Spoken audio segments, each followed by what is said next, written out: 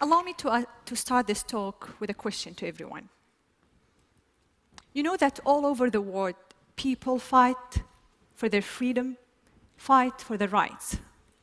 Some battle oppressive governments. Others battle oppressive societies. Which battle do you think is harder? Allow me to try to answer this question in the few coming minutes. Let me take you back 2 years ago in my life. It was the bedtime of my son, Aboudi. He was 5 at the time. After finishing his bedtime rituals, he looked at me and he asked a question. Mommy, are we bad people? I was shocked. Why do you say such thing, Aboudi? Earlier that day, I noticed some bruises on his face when he came from school. He wouldn't tell me what happened. He was ready to tell. 2 boys hit me today in school. They told me, we saw your mom on Facebook. You and your mom should be put in jail. I've never been afraid to tell Aboudi anything. I've been always a proud woman of my achievements. But those questioning eyes of my son were my moment of truth, when it all came together. You see, I'm a Saudi woman who've been put to jail for driving a car in a country where women are not supposed to drive cars. Just for giving me his car keys, my own brother was detained twice, and he was harassed to the point he had to quit his job as a geologist, leave the country with his wife and 2-year-old son. My father had to sit in a Friday sermon listening to the imam, condemning women drivers and calling them prostitutes amongst tens of worshippers. Some of them are friends and family of my own father. I was faced with organized defamation campaign in the local media, combined with false rumors shared in family gatherings, in the streets, and in schools. It all hit me. It came into focus that those kids were not meant to be rude to my son. They were just influenced by the adults around them. And it wasn't about me. And it wasn't a punishment for taking the wheel and driving a few miles. It was a punishment for daring to challenge the society's rules. But my story goes beyond this moment of truth of mine. Allow me to give you a very briefing about my story. It was May 2011, and I was complaining to a work colleague about the harassments I had to face trying to find a ride back home, although I have a car and international driver's license. As long as I know, women in Saudi Arabia have been always complaining about the ban. But it's been 20 years since anyone tried to do anything about it, a whole generation ago. He broke the good bad news in my face. But there is no law banning you from driving. I looked it up, and he was right. There was an actual law in Saudi Arabia. It was just a custom and traditions that are enshrined in rigid religious fatwas and imposed on women. That realization ignited the idea of June 17, where we encouraged women to take the wheel and go drive.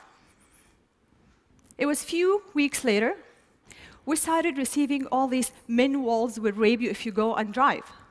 A courageous woman, her name is Najla Hariri. She's a Saudi woman in the city of Jeddah. She drove a car and she announced, but she didn't record a video. We needed proof. So I drove. I posted a video on YouTube. And for my surprise, it got hundreds of thousands of views the first day.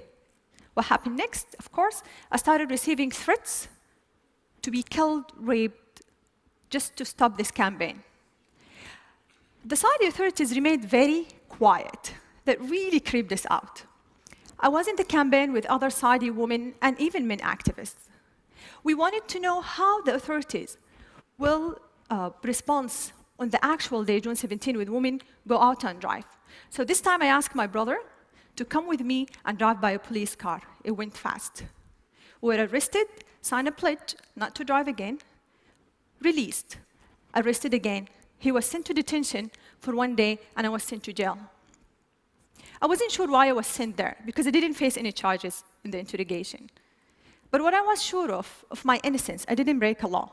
And I kept my abaya. It's a black cloak we wear in Saudi Arabia before we leave the house. And my fellow prisoners kept asking me to take it off. But I was so sure of my innocence, I kept saying, no, I'm leaving today. Outside the jail, the whole country went into a frenzy, some attacking me badly, and others supportive and even collecting signatures in a petition to be sent to the king to release me. I was released after 9 days. June 17 comes. The streets were packed with police cars and religious police cars. But some 100 brave Saudi women broke the ban and drove that day. None were arrested. We broke the taboo.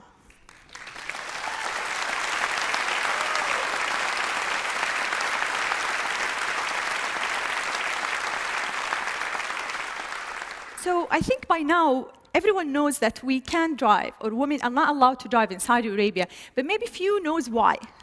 Allow me to help you answer this question. There was this official study that was presented to the Shura Council. It's the consultative council appointed by the king in Saudi Arabia, and it was done by a local professor, a university professor. He claims it's done based on a UNESCO study.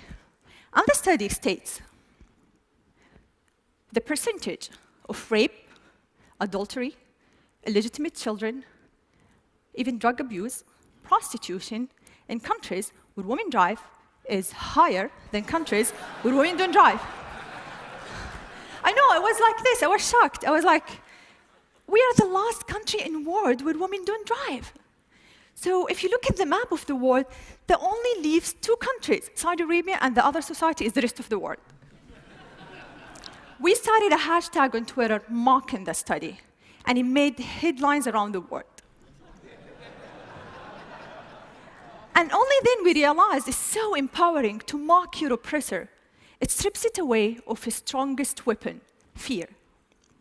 This system is based on ultra-conservative traditions and customs, deal with women as they are inferior, and they need a guardian to protect them.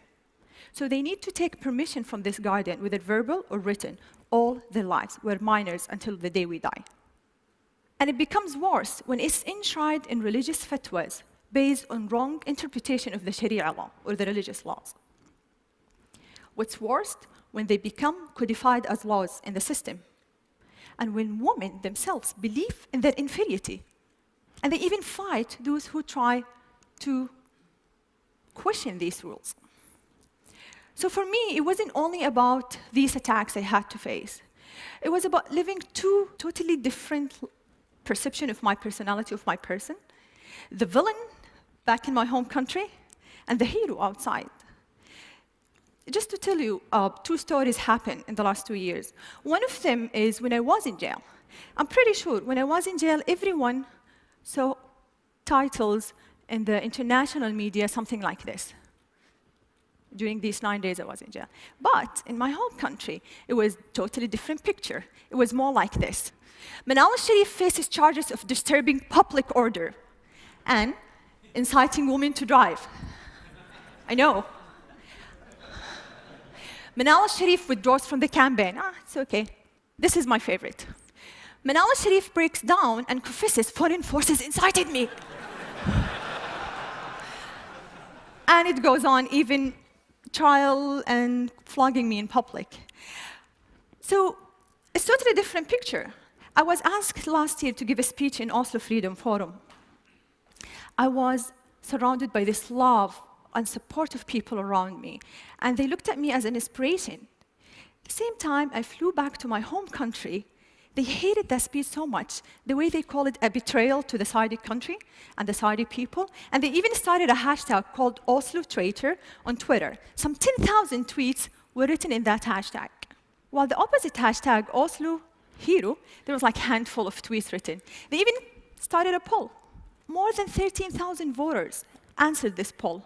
whether they consider me traitor or not after that speech. 90% said yes, she's a traitor. So it's these two totally different perceptions of my personality.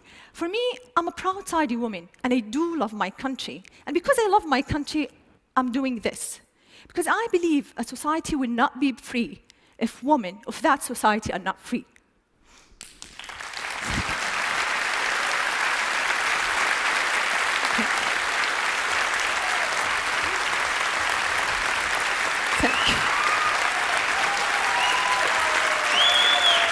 Thank you. Thank you, thank you, thank you, thank you.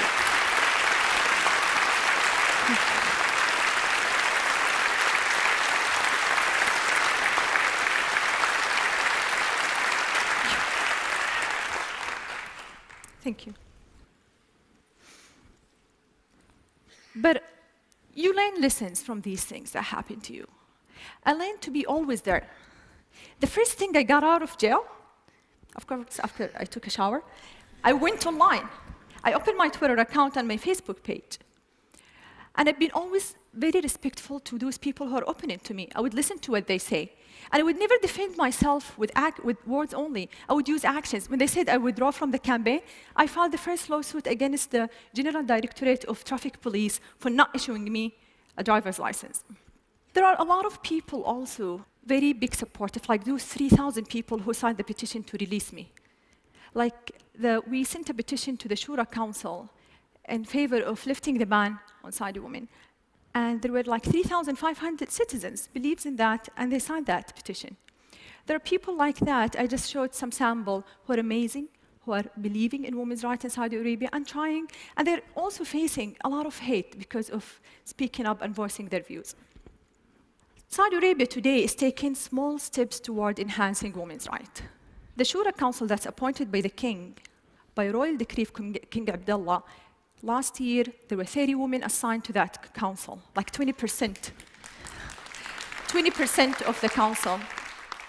The same time, finally, that council, after rejecting our petition 4 times for women driving, they finally accepted it last February.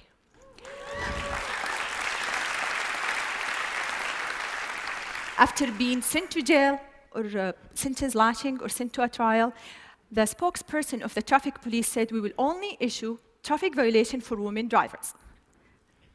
The Grand Mufti, who is the head of the religious establishment in Saudi Arabia, he said it's not recommended for women to drive. It used to be haram, forbidden by the previous Grand Mufti. So for me, it's not about only these small steps. It's about women themselves. A friend once asked me, she said, so when do you think this woman driving will happen? I told her, only if women stop asking when and take action to make it now. So it's not only about the system, it's also about us women to drive our own life, I'd say. So I have no clue really how I become an activist.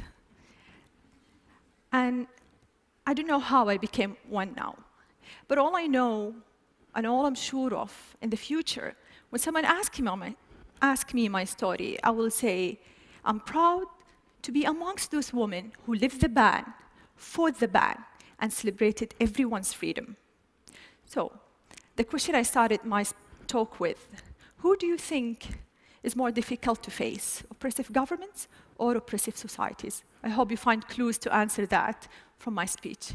Thank you, everyone.